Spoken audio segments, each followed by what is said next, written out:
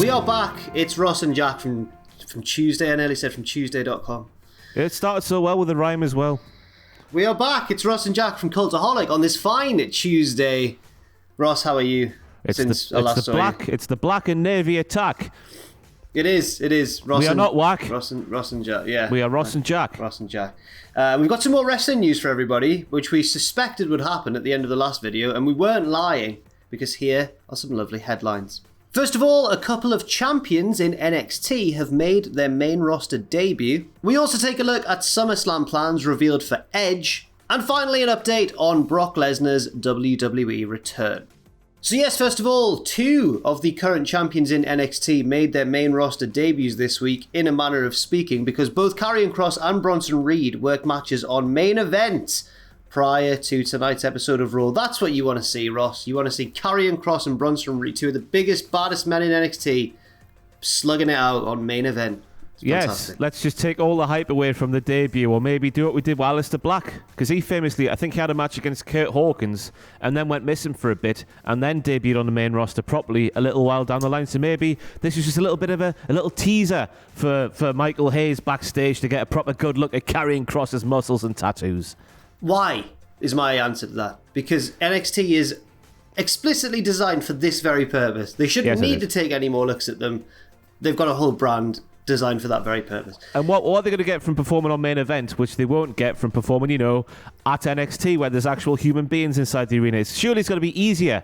Or maybe it's harder when you don't... Obviously, yeah, but maybe it's harder when you don't have a crowd. Therefore, they're judging them on that. That is the speculative bollocks reason I'm coming up for that main event appearance. Potentially. The good news is they both won. So Karrion Kross beat Shelton Benjamin and Bronson Reed beat Drew Gulak. So at least there's that. And Dave Meltzer noted in today's daily update that Scarlett Bordeaux, Karrion Kross' manager and real life partner, I believe. Why have I said that in both news videos? Now I've made a very big deal about it. And I think they're going out in real life as well, by the way. Apparently, according to Meltzer, Scarlett is being talked about for a tryout of her own on Friday. All three of them were also at the SmackDown tapings this past Friday. Why are they... Well, I'm just confused. Why are they doing this with the current champions? I've got no idea, Jack. There's no point in guessing anything that WWE do these days, is there? Things just happen, and then we just sit back and go, wow, that happened. Let's react. I don't know what to make of any of this, as I say. It could be like Aleister Black's sort of little bit of a teaser, so eyes backstage on the main roster can see him in the flesh, maybe. Then again, it could be something completely different. We can't second guess WWE these days, can we?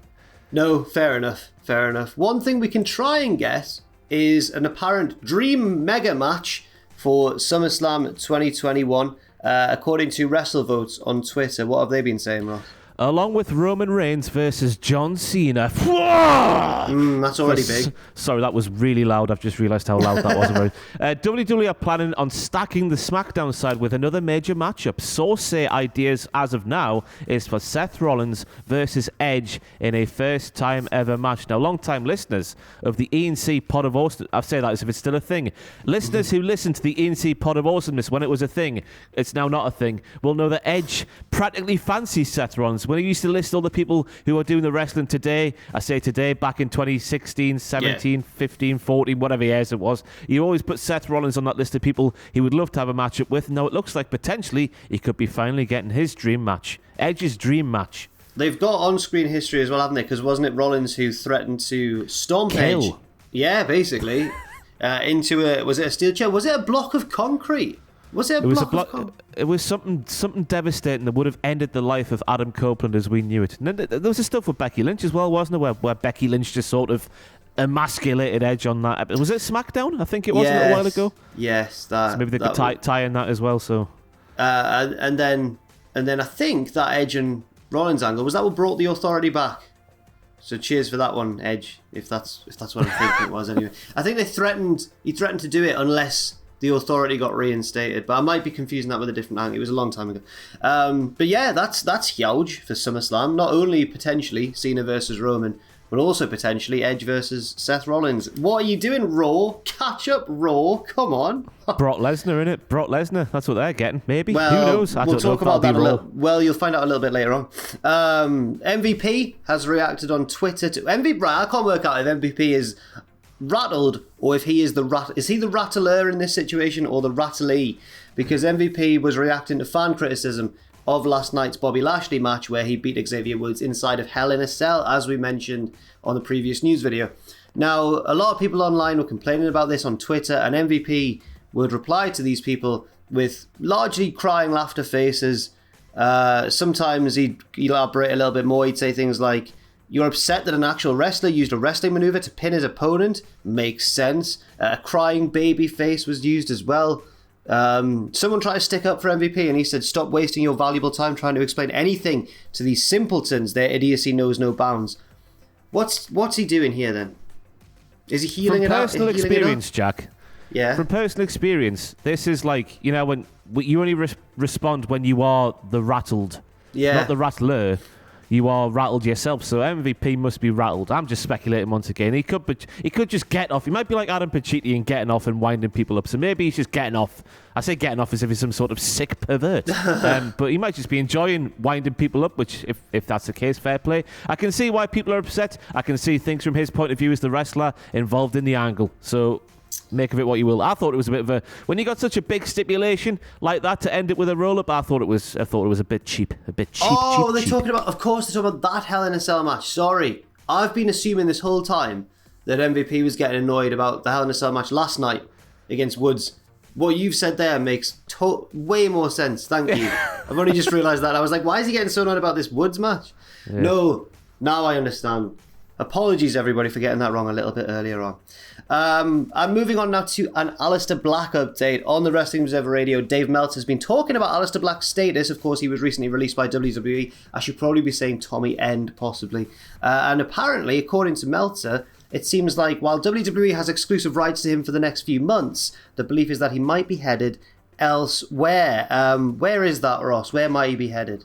AEW, surprisingly. No. Who could have seen this coming, everybody? And I'm not saying that just because they are signing a lot of former WWE people. How are they not supposed to sign former WWE people when WWE, quite literally, over the past 5 years, have signed most of the wrestlers? Yeah. So when AEW are signing former WWE people, I think that's an unfair thing to say to AEW when WWE literally owned, or, contracted a lot of the wrestlers. But, AEW. I was about to read Meltzer's quote there, but I've just scanned it and I can't. It's a lot of and nothing. It's been transcribed there.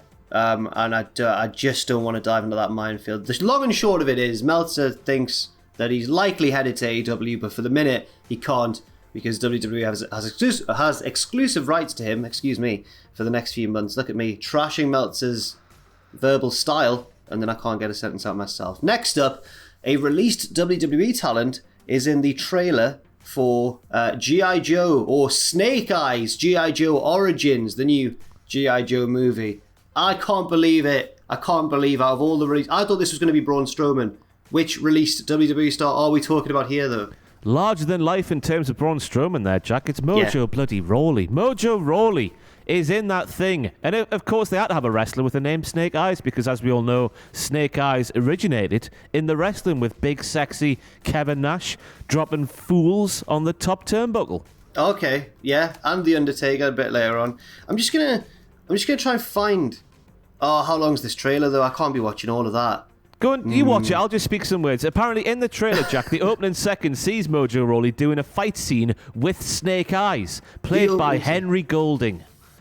That's exciting. I'm looking now, and there's a lot going on, and I haven't got a clue what any of this... Kicks and punches and all sorts. It's lovely. There's so much. There's names flashing up. Storm Shadow. I don't know what's going on. Good luck to Mojo Rawley. That's fantastic news. I'm sorry about my breakdown of the trailer there being a non-starter, really. It's the second most exciting wrestling trailer I've seen in recent memory, only behind, remember Money Playing with Edge? Did I watch that with Tom? I think that might be on the Cultaholic Wrestling podcast feed. Is that the one with Fraser in it?